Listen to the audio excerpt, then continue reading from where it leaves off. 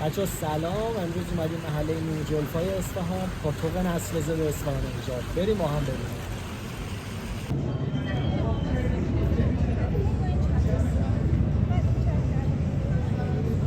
ادیان مختلف در این محله زندگی میکنن.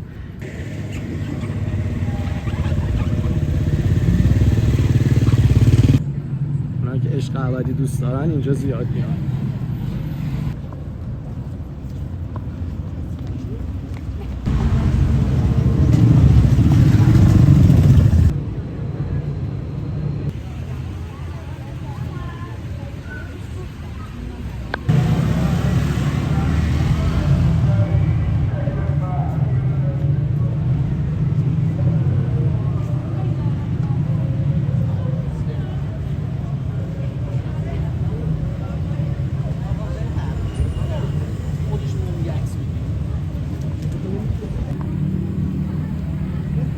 بچه‌ها این محله یکی از با کلاس‌ترین محله‌های اصفهانه.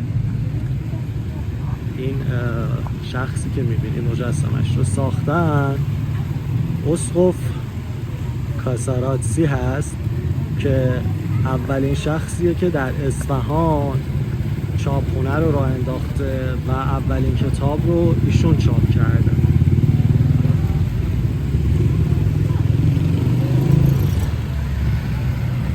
این هم سردر کلیسای وانکه که ویدیوشو براتون توی دیسکریپشن میذارم، حتما ببینید.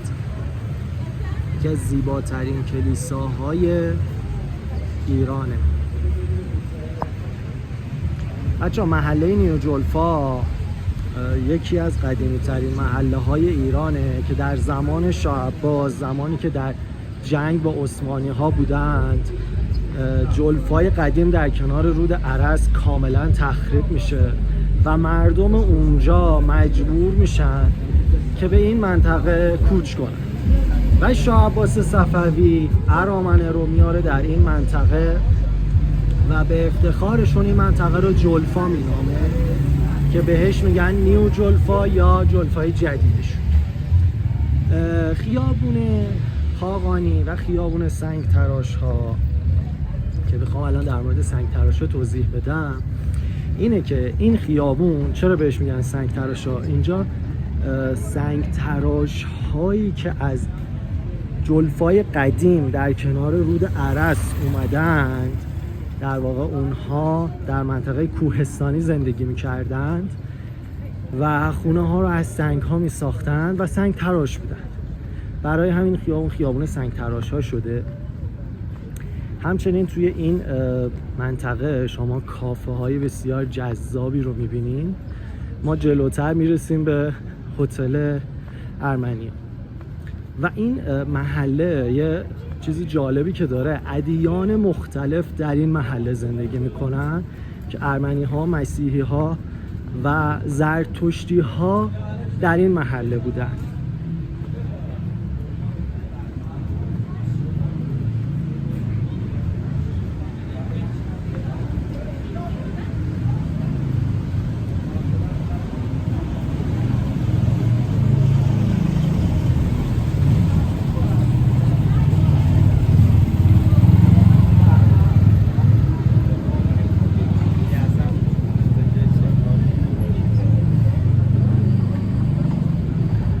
این هتل آرمانیا هست، یکی از هتل های قدیمی اصفهانه که خیلی از توریست های این هتل رو انتخاب میکنن. چرا؟ به خاطر اینکه اینجا هم دسترسیش به مکان های دیدنی اصفهان خیلی خوبه، همچنین به چهارباغ نزدیکه و یکی از هتل های خوب اصفهانه.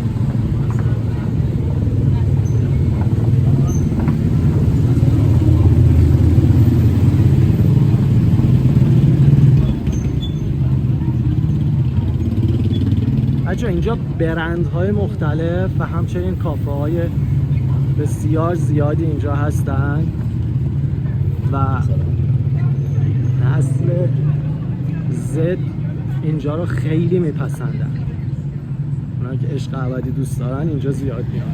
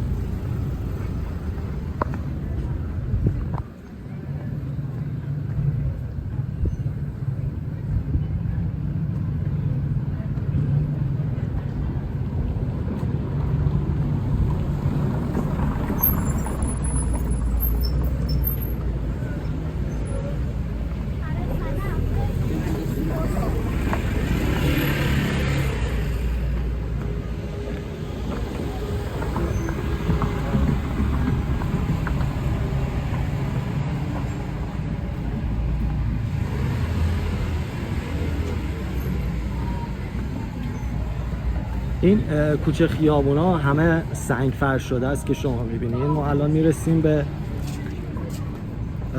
میدون جلفا.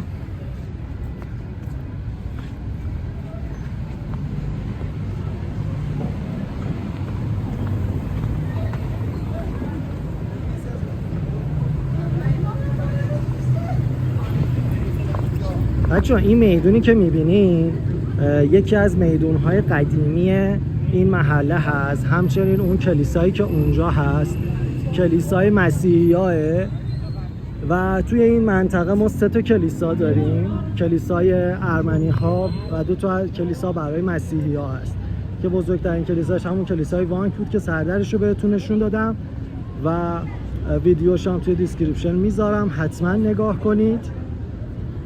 و شما میتونید لایک و سابسکرایب حتما یادتون نره، کامنت هم برامون بذارید.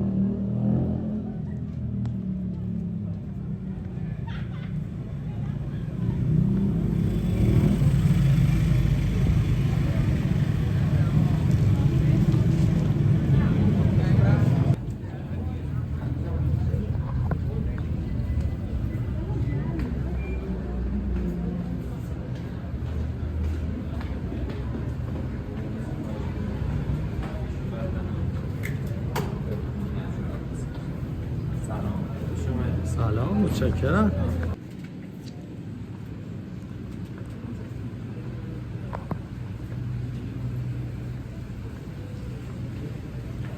بچه اینجا داخل هتل آرمنیا هست.